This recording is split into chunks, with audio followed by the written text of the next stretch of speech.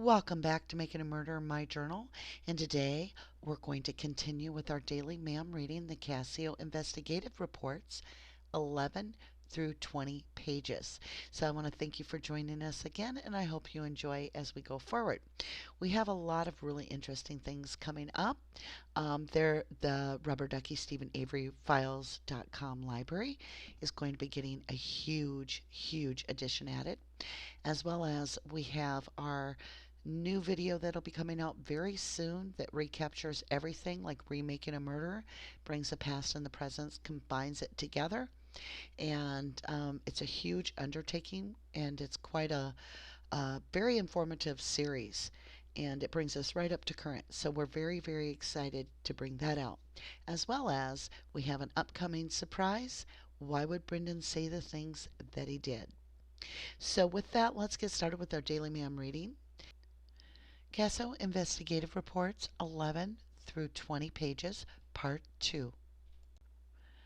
Calumet County Sheriff's Department, page 11. John Dietering, Investigator, Calumet County Sheriff's Department. Page 12. Type of activity, initial report received from Investigator Wiegert. Date of activity, 11/03/05. Reporting officer, Sheriff Jerry Pagel. On Thursday evening, 11/03/05, I, Sheriff Jerry Pagel of the Calumet County Sheriff's Department, received a telephone call at my residence from Investigator Mark Wiegert. Investigator Wiegert indicated he and Corporal Lemieux were working a missing person complaint involving a Teresa Marie Halbach. According to Investigator Wiegert, the last time anyone was known to have personally seen Halbach was on Monday afternoon, 10/31/05. According to individuals that had been interviewed, this was out of character for Teresa Halbach. Investigator Wiegert informed me Teresa Halbach was a freelance photographer who worked for Auto Trader magazine. Information obtained through Auto Trader was that Teresa Halbach had 3 photo shoots on Monday, 10/31/05. One of the photo shoots was in the Kiel area, and 2 were in the Mishkat area. Investigator Wiegert was able to confirm the photo shoot in the Kiel area and was still attempting to determine if she had made the photo shoots in the Mishkat area. One of the photo shoots in the Mishkat area was at the George Zipperer residence, and the second photo shoot was to be at the Avery's Auto Salvage Yard. Investigator Wiegert was inquiring if information could be given to the Green Bay TV stations for airing on their late news broadcast. I responded to the Sheriff's Department, where I scanned a photo of Teresa Halbach into my computer. I then placed phone calls to the TV stations, and they agreed to broadcast the information pertaining to our missing person, Teresa Halbach. The TV stations were provided with Teresa's personal identification as well as information pertaining to the vehicle she was last known to be driving. I also emailed a photo of Teresa to the TV stations. Sheriff Jerry Pagel. Page 13. Type of activity, contact with Manitowoc County Sheriff's Department. Date of activity, 11/03/05. Reporting officer, Investigator John Dietering. Documents generated, none. On Thursday, 11/03/05, at approximately 1900 hours, I, Dietering, did arrive at Manitowoc County Sheriff's Department. There I met with Detective Dennis Jacobs, Lieutenant James Link, Detective David Remaker, and Sergeant Andrew Colburn regarding this matter. I learned that Sergeant Colburn had been to the address of Thomas Yonda, 12/930 Avery Road, Two Rivers, and had spoken with an individual known to him as Steven Avery.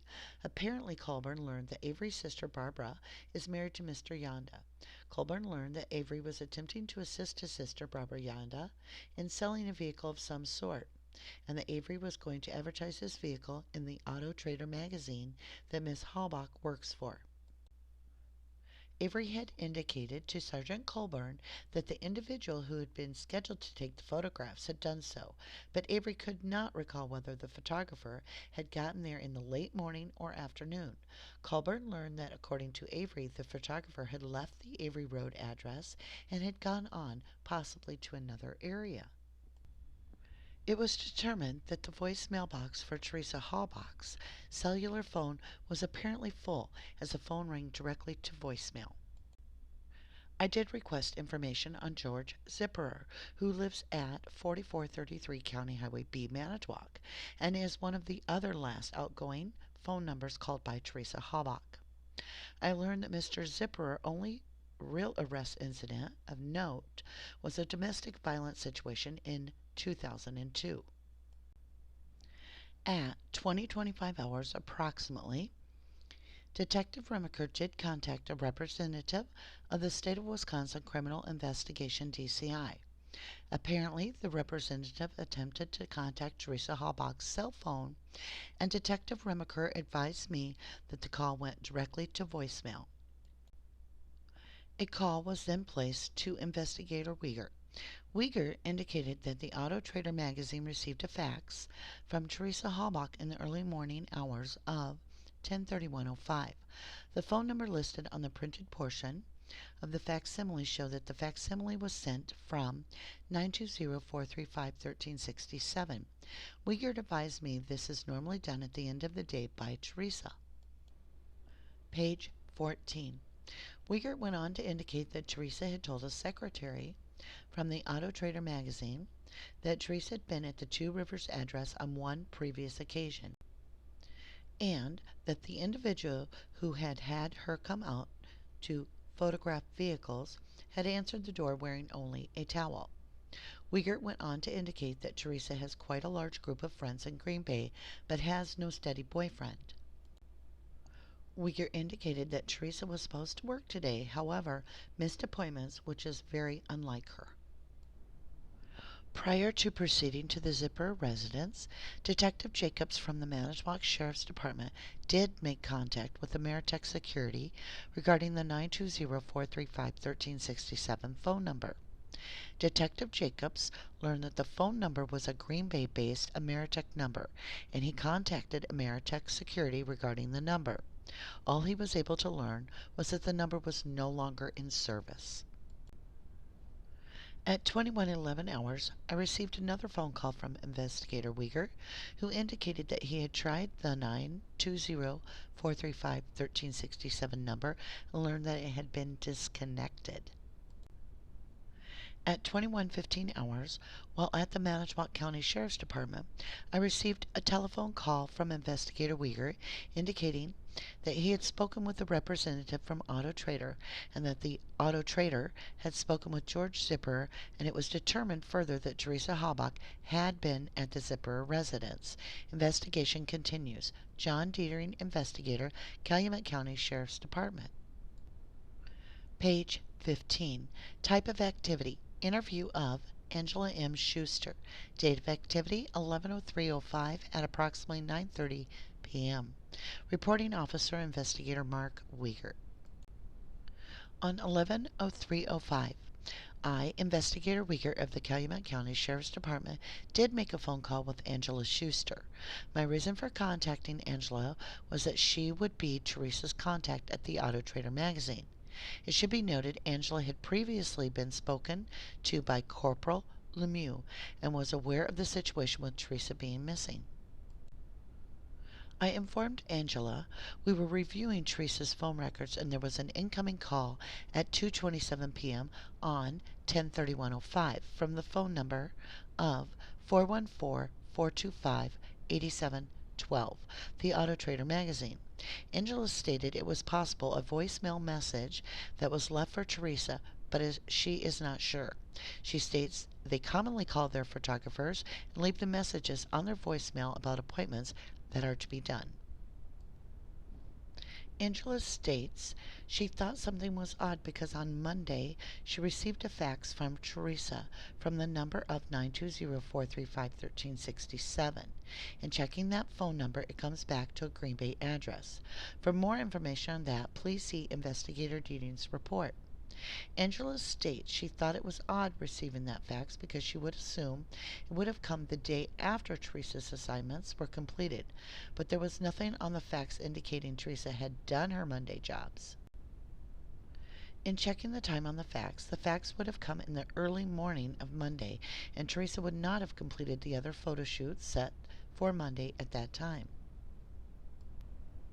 Angela did tell me Teresa had confided in some people at the Auto Trader magazine when she was meaning Teresa had been at Stephen Avery's residence on a prior occasion. He had come out of the house trailer to meet her wearing nothing but a towel. Angela did tell me there were two appointments set up for Teresa on 11/03/05, and Teresa did not show up for either of those appointments. Angela also informed me she had spoken with George Zipperer, one of Teresa's appointments for Monday, and George had confirmed to her Teresa, in fact, had shown up and taken a picture, which she was supposed to do. I informed Angela I would like to get a copy of Teresa's last fax to her, page 16, and any other information she can provide me about Teresa's appointments in that time frame. Angela also provided me with the name of Dawn Pliszka, who worked for Auto Trader magazine and makes a lot of phone calls. That was the end of my conversation with Angela. Investigator Mark Wiegert, Calumet County Sheriff's Department. Page 17. Type of activity: contact with George, Jason, and Joe Ellen Zipperer. Date of activity: 11/03/05. Reporting officer: Investigator John Dietering. Documents generated: none. On Thursday, 11/03/05, at approximately 21:40 hours, Detective Remacher, Sergeant Colburn, and myself, Investigator Dietering, did attempt to make contact at residence of George Zipperer, located at 4433 County Highway B, Manitowoc, Wisconsin. We initially received no response to our repeated knocks at the door. Manitowoc County Dispatch was advised to place calls to the phone number for the Zipperers, and they indicated they reached an answering machine. I also attempted to contact the Zipperer residents via cellular phone and obtained the same results. George was extremely belligerent initially, and it was my impression that he was apparently intoxicated. George indicated to me that the person from the auto trader had been at his residence and that he wanted her arrested. He indicated that she had no permission to be on his property and therefore she was trespassing. George continued in a boisterous manner even after I advised him that Teresa Halbach had been reported as a missing person and that his telephone number was one of the last numbers she had placed outgoing telephone calls to from her cellular phone. I also spoke with George's son, Jason W. Zipperer, 09-1487, same address and phone. He indicated that he had advertised a '77 Pontiac Firebird for sale, but to his knowledge, he had not made any contact with Auto Traders to have it advertised. Jason Zipper indicated that he attends Lincoln High School, Manitowoc, Wisconsin, and that he was there the entire day on Monday, 10/31. He further indicates that he attends LTC in Cleveland on Tuesdays. During this time, he did walk me out to the '77 Firebird that he had for sale. He indicated that this vehicle was located south of the Zipper residence and it was somewhat concealed by page 18, trees. Jason indicated the vehicle could be seen from the road, and when I looked backwards towards the road, I determined that this in fact was the case. I asked Jason and George whether either of them had made contact with the auto trader to schedule a photography shoot of the vehicle. Jason indicated he did not, and George further denied calling the Auto Trader magazine. I did address statements made apparently by George to Corporal Lemieux. See Lemieux's detailed report for information concerning this. George indicated that he had in fact told Corporal Lemieux that his son Jason was on his way to Alaska to find work. Zipper indicated that he does this to have a little fun when people he does not know call his phone. At 21:53 hours, I was allowed into the Zipper residence. I did review voicemail messages left on the answering machine and caller IDs. I did locate a caller ID entry on 10/31/05 at 2:12 p.m. from phone number 920-737-4731. I recognized this as being the cellular phone number of Teresa Halbach. I did review the voicemail messages and did locate a voicemail message from Teresa Halbach indicating that she was calling on Monday at about 2:15 p.m. She stated she was in the neighborhood and that was trying to photograph a 1977 Pontiac Firebird.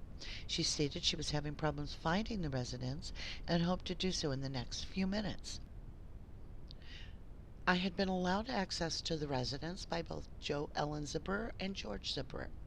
It should be noted that this voicemail message, or answering machine message, was subsequently copied by Detective Jacobs on Sunday 11:06:05. In speaking with Joe Ellen, NMI Zipperer, date of birth 07/15/46, she stated she was in the backyard and apparently missed the telephone call that Mrs. Halbach placed. She stated sometime in the afternoon, a young lady did come to the residence and advised that she was from the auto trader and was there to photograph a vehicle.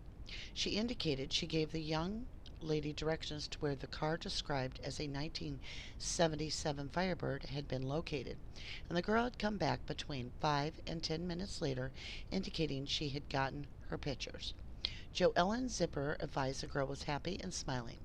Mrs. Zipperer indicated that she did not see what vehicle, if any, the young lady had arrived in, nor could she tell me whether the young lady had arrived by herself or with someone else.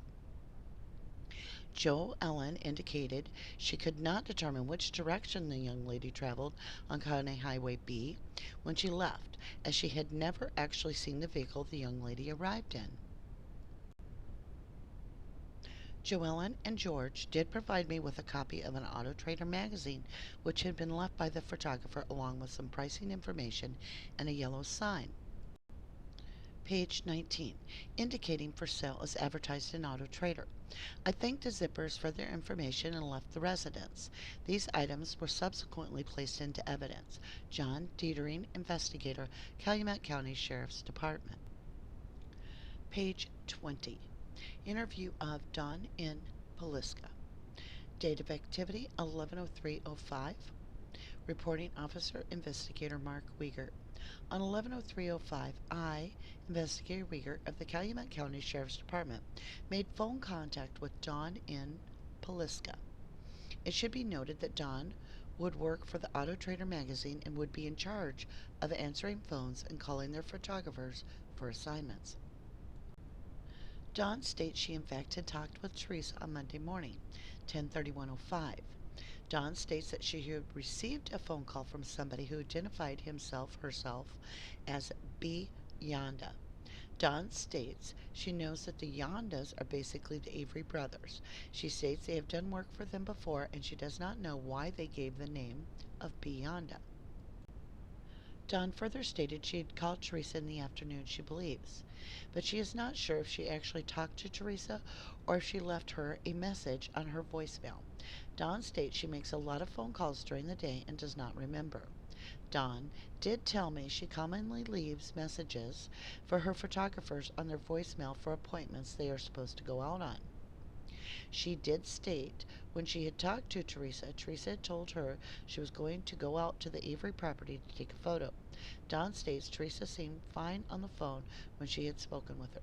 Dawn states Teresa always seems to be a pretty upbeat person when she speaks with her and does not know of any type of problems that Teresa would have.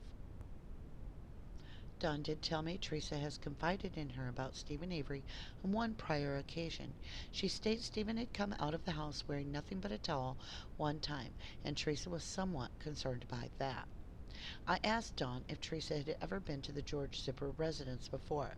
Dawn stated she did not believe so, and Teresa had never mentioned anything about the Zippers. That was the end of my phone conversation with Dawn. That concludes the CASO Investigative Reports, 1120 pages, Part 2. Let's go ahead and take a few moments to chat. So as we did the read, I took a few notes for bullet points that I wanted to bring up, and I called them our chat notes. So, Sheriff Jerry Pagel reports that one of Teresa's appointments on 10/31/05 was in the Kiel area.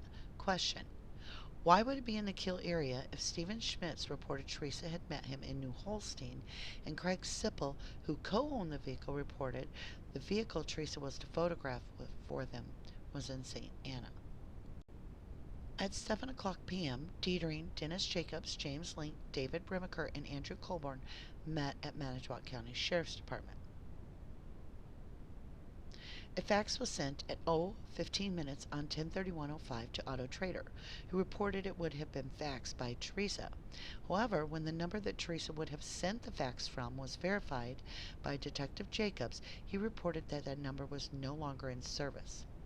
Question: why would the fax number that Teresa used be disconnected 3 days after her disappearance?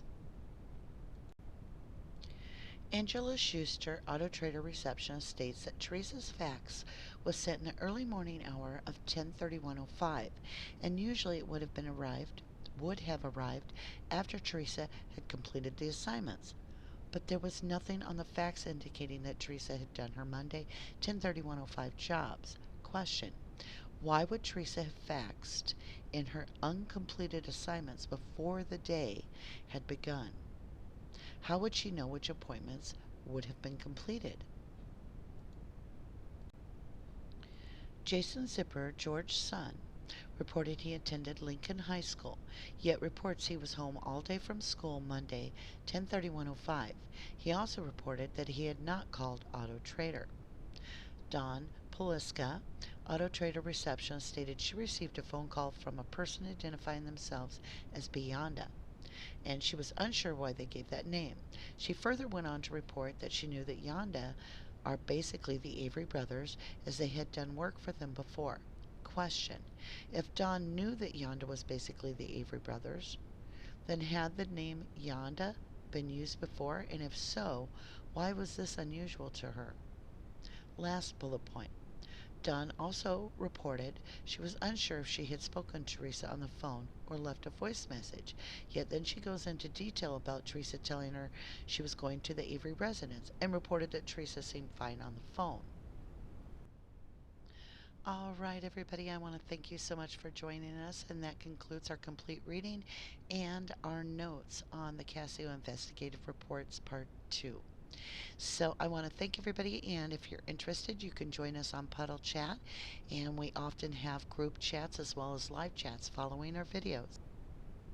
Thank you for watching. If you're interested in staying up to date on the videos, go ahead and subscribe if you would, and hit that like button if you enjoyed the video.